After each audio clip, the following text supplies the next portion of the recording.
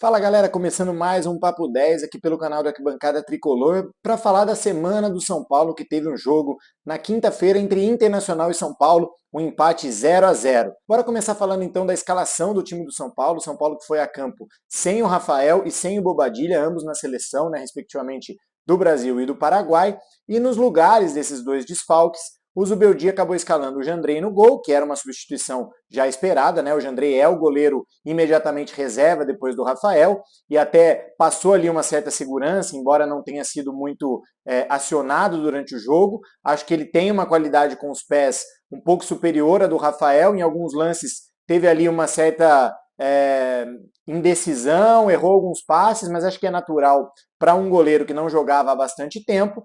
E no lugar do Bobadilla como volante acabou entrando o Luiz Gustavo, que também acho que fez um bom jogo, né? Então, para começar com os desfalques e as reposições, acho que o Zubeldia acertou nas escolhas, né, de quem ele colocou para repor esses problemas, né, esses desfalques, e os dois jogadores escolhidos acabaram tendo um bom rendimento no jogo de quinta-feira. Bom, se o São Paulo acabou não sofrendo tanto com os desfalques, porque justamente os jogadores que entraram no lugar deles foram muito bem, ainda em relação à escalação, o Zubeldia continua com essa dor de cabeça que é como escalar o Lucas e o Luciano juntos no time titular.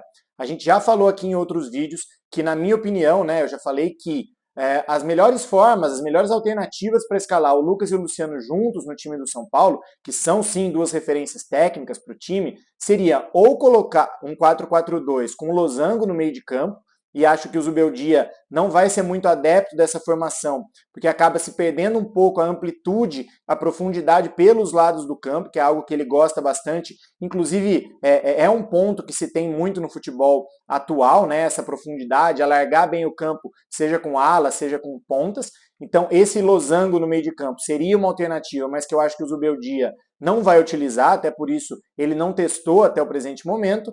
E a outra opção que já foi testada pelo Zubeldia, mas que talvez não seja também a formação preferida dele, é justamente com três zagueiros. A gente tem bons zagueiros, né, para formar essa linha de três. Poderia colocar, por exemplo, Diego, Arboleda e Alan Franco, ou Ferrarese, que está na seleção, mas quando voltar com Arboleda e Alan Franco também. Tem o Sabino, que provavelmente vai renovar. Então acho que a gente tem bons zagueiros para fazer essa primeira linha. Com a ausência do Pablo machucado e do Bobadilla na seleção, os três zagueiros também facilitam, inclusive, a composição ali do meio de campo, né, nessa posição de volante, porque você, teoricamente, não precisa de uma dupla de volantes tão marcadora ali, não precisa ter aquele primeiro volante camisa 5, que hoje a gente só tem o Luiz Gustavo, então facilitaria isso também. E o principal, né, jogando com três zagueiros, você consegue espetar o Igor Vinícius e o Wellington, que são os atuais titulares dessas posições, como alas, que inclusive também facilitaria o jogo deles, porque eles têm muito mais característica de ataque do que de defesa, e aí você conseguiria,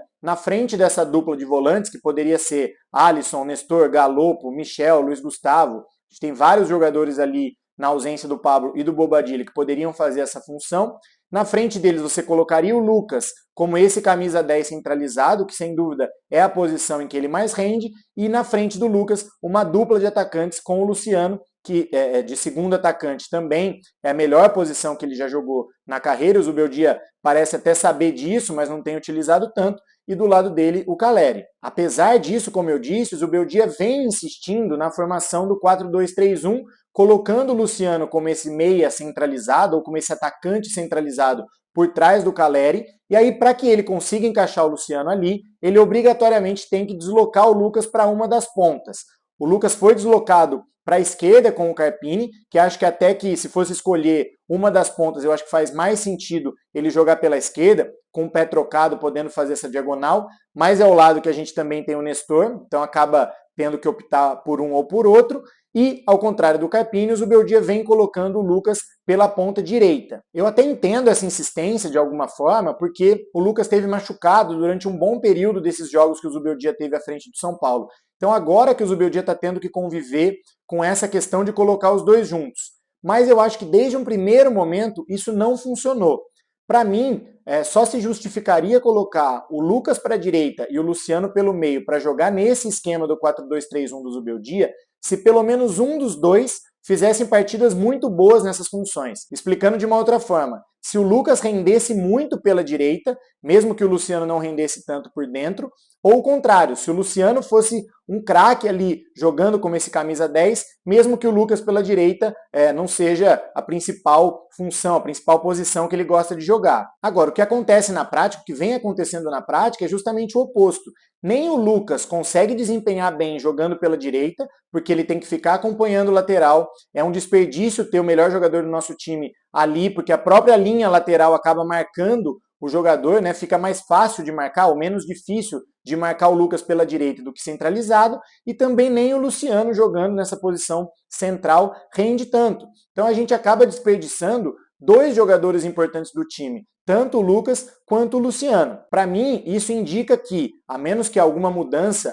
aconteça, e aí o Zubeldia teve algum tempo de treino para colocar isso em prática e acabou ainda não funcionando, então, a menos que algo extraordinário acabe acontecendo e esse encaixe aconteça de forma rápida, eu acho que em um futuro muito próximo, talvez até para o jogo contra o Corinthians, que é um jogo fora de casa, um clássico, o Zubeldia vai ter que acabar optando se ele vai colocar pelo meio o Lucas ou o Luciano. Para começar os jogos, a maioria dos jogos, talvez tenha que ser feita uma escolha entre um ou outro. Em relação ao jogo em si, eu acho que o São Paulo fez um primeiro tempo um pouco burocrático demais. Defensivamente, o time vem se comportando muito bem, já são 5 jogos seguidos sem tomar gol, e isso a gente sabe que para um time ser campeão e ter chance de brigar por títulos é o primeiro passo, né? Ter um sistema defensivo consistente. Então, nisso, eu acho que o Zubeldia transformou completamente aquele time do Carpini, um ponto muito positivo para ele. Mas assim, ofensivamente e como construção de jogo, eu acho que o São Paulo ainda está sofrendo um pouco. Eu sinceramente acho que é muito por conta dessa escalação do Lucas pela direita e o Luciano pelo meio. Talvez colocando agora com a volta do Rato ou algum outro jogador pela direita com mais característica e trazendo o Lucas para dentro, essa construção de jogo, esse poderio ofensivo melhore também. Mas eu acho que a gente não pode deixar de mencionar isso, porque o São Paulo fez aí uma sequência de 4 jogos, Barcelona em casa, Tajeres em casa, Cruzeiro e agora o Inter, em que eu não vi assim, um time produzindo muita coisa. O melhor desses 4 jogos, sem dúvida, foi o jogo contra o Tajeres, porque é um time muito mais forte, um jogo de Libertadores que valia a liderança do grupo. São Paulo conseguiu se comportar bem e sair com os 2-0, apesar dos gols terem sido, né, o gol de pênalti do Lucas no final do primeiro tempo e um gol de chute fora da área do Luciano no final do segundo. Mas eu acho que foram 4 jogos em que, apesar de reconhecer a invencibilidade do São Paulo, os acertos do Zubeldia, toda a consistência defensiva, todo o padrão tático que ele deu para o time, que assim é imensamente maior do que aquilo que a gente vinha vendo com o Carpini, apesar de reconhecer isso, a gente não pode se cegar e ignorar o que ainda dá para melhorar, porque a sequência é longa e o São Paulo vai ter importantes competições. Então, uma das coisas que eu acho que dá para melhorar é justamente esse padrão. Talvez, se o Zubeldia parar de insistir com essa dupla entre Lucas e Luciano da forma como a gente colocou aqui, já seja um primeiro passo. Mas a gente não pode deixar o nosso lado torcedor falar mais alto, e só porque o São Paulo tem conseguido, de fato, bons resultados e alguns momentos bons nesses jogos, não dá para se cegar e ignorar tudo aquilo que dá para melhorar. De qualquer forma, apesar dessas ressalvas, eu ainda acho que, assim, a nota do Zubeldia está muito mais próxima da nota alta do que da nota baixa, isso sem dúvida nenhuma, e o São Paulo vem se transformando em um time cascudo. O fato de não tomar gol indica isso, e a gente vê pelo histórico dos últimos times que ganharam Brasileiro, Libertadores e competições importantes que ser um time cascudo, um time difícil de ser batido, é um ponto muito importante que vai nos aproximar dessa briga por títulos e tudo mais. Então, repetindo, para que ninguém ache que eu estou criticando o Zubeldia ou criticando o time do São Paulo ou achando que o São Paulo tem que dar show em todos os jogos, etc. Muito pelo contrário. O que eu estou falando aqui, mesmo reconhecendo todos os pontos positivos do Zubeldia, esse padrão tático, essa consistência defensiva e também o fato de que o elenco do São Paulo é um elenco mais limitado tecnicamente e por isso tem que sempre suar sangue e jogar de forma coletiva, apesar de reconhecer isso, eu acho que é mais fácil corrigir os ajustes de rota ali enquanto o time ainda está conseguindo bons resultados do que numa eventual má fase. Por isso que eu estou alertando para que o Zubeldia fique de olho nisso e consiga naturalmente, com o passar do tempo, ainda é o início de trabalho, e melhorando esses pontos para o São Paulo ser cada vez mais competitivo. Concluindo a análise do jogo, passando para o segundo tempo, eu acho que o São Paulo se comportou de uma maneira totalmente diferente em relação ao primeiro tempo. O São Paulo melhorou muito no segundo tempo.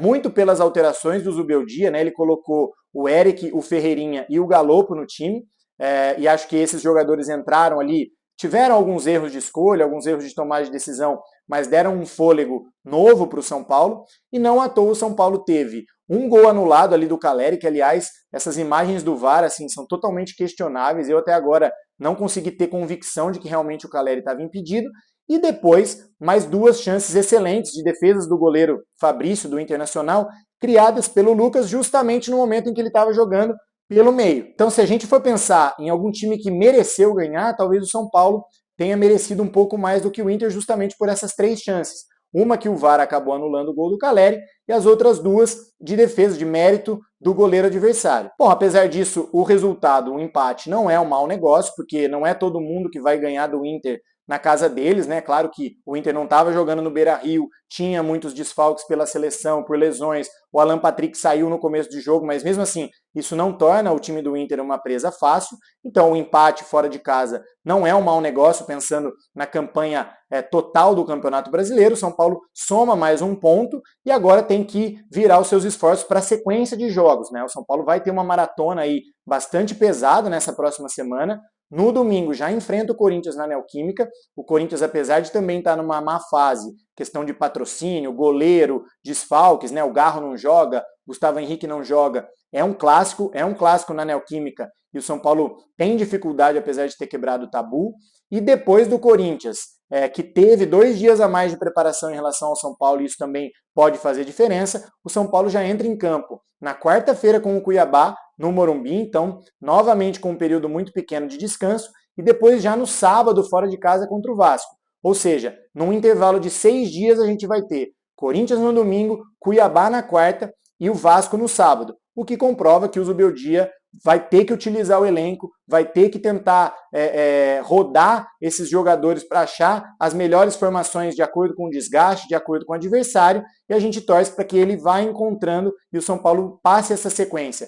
Primeiro, continuando, né, mantendo os bons resultados, e segundo, sem machucar ninguém, sem nenhum desfalque a mais, né, porque isso tudo faz parte de uma boa campanha, faz parte da boa sequência que o São Paulo pode engatar e se manter no topo da tabela do Brasileiro. Para fechar o vídeo, eu vou falar de um outro assunto que teve bastante em alta ao longo da semana, que foi a questão da renovação do Wellington. Todo mundo deve ter acompanhado que o São Paulo meio que deixou vazar a pedida do Wellington, que seria de R$800 mil de salário por mês e mais luvas de 2, 3 milhões de dólares. Então, seria na prática como se o São Paulo estivesse contratando o Wellington, né, que já é um jogador nosso, e depois o empresário do Wellington também foi na imprensa rebater tudo isso. Ele trouxe ali propostas de outros times, de que o São Paulo não teria liberado o Wellington, conversas de que talvez o São Paulo prometeu que liberaria e depois mudou de ideia, enfim, uma guerra de narrativas entre dois polos em que não tem nenhum bobo, né? Tanto a cúpula do São Paulo, a diretoria do São Paulo, quanto o empresário do Wellington são cobras criadas, né, no bom sentido, são experientes nessa questão de negociações, e aí começaram a jogar isso para a imprensa, jogar isso para a torcida, e acho que o único prejudicado nessa história toda é o próprio Wellington, né? Ele fica no meio dessa guerra de narrativas, um falando que ele está pedindo mais do que deveria, o outro falando que o clube não está valorizando, e ele lá é titular do time, o Zubeldia gosta dele, tem que entrar em campo e corresponder. Eu sinceramente acho que os dois lados têm erros nessa história, né? Acho que o São Paulo, pessoalmente, demorou um pouco para procurar o Wellington para essa renovação, demorou para valorizar o Wellington. O Wellington subiu no ano de 2021, né, naquele jogo em que o Visoli comandou o São Paulo contra o Flamengo, né, a gente até ganhou, o técnico do Flamengo era o Rogério, eles foram campeões, mas o São Paulo ganha aquele jogo. É o primeiro jogo do Wellington, atuou como um ala, num esquema de 3 zagueiros. Depois disso, ele sempre teve importância no elenco, talvez nunca como um titular absoluto, incontestável, mas é um jogador jovem, subiu e sempre foi muito útil para o elenco. No ano em que ele joga o Campeonato Paulista, ele quebra o pé lá contra o Água Santa no Allianz, que ainda era o Rogério como treinador, ele seria titular, porque o São Paulo tinha liberado o Reinaldo, tinha liberado o Léo também, que potencialmente poderia jogar ali pela lateral, e ele machuca, tem uma lesão séria, o São Paulo acaba contratando o Caio Paulista, que assume a posição de titular.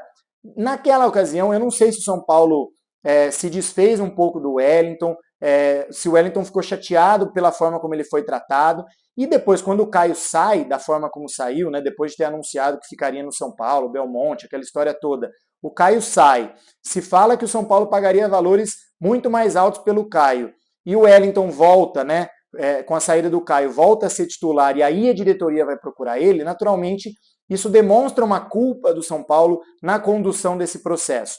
Depois disso, o empresário, percebendo que o São Paulo passou a precisar do Wellington, e principalmente agora, sem um reserva à altura, e com o Zubeldia gostando do Wellington e contando com o futebol dele, o empresário está dançando a música, né?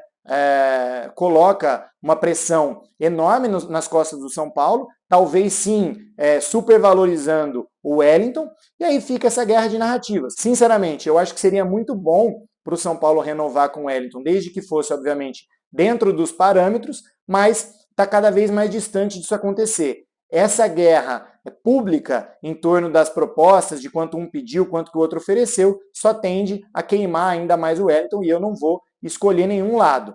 O que eu preciso ponderar é que o clube, enquanto instituição, por exemplo, o Wellington, é da mesma geração do Diego Costa e do Nestor, dois jogadores que são o Nestor titular, é importantíssimo para o clube, e o Diego Costa sempre entrando também ali, tem a sua importância, a sua utilidade pelo elenco. O São Paulo não pode renovar com o Wellington em bases diferentes do que ele fez com o Nestor e com o Diego Costa. São jogadores da mesma geração, que subiram praticamente juntos.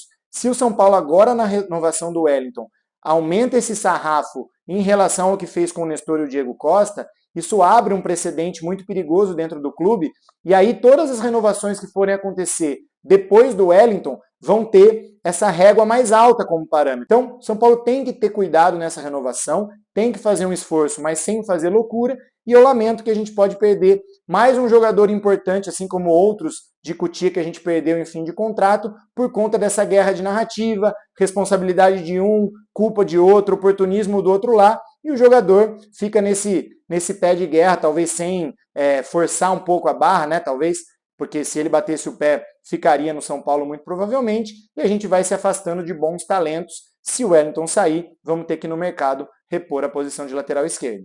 Bom, pessoal, era isso que eu tinha para falar hoje. Vamos torcer que amanhã já tem clássico contra o Corinthians. Como eu disse, o São Paulo encara agora uma sequência bastante complicada na semana que vai começar. Esse foi, então, mais um Papo 10 aqui pelo canal do Arquibancada Tricolor. Para quem ainda não está inscrito, se inscreve aí, deixa o like aí pra gente, que é muito importante para o vídeo chegar em mais pessoas, em mais torcedores do São Paulo. E é isso, tá bom? Tamo junto, um bom final de semana para todo mundo. Vamos Tricolor, um abraço.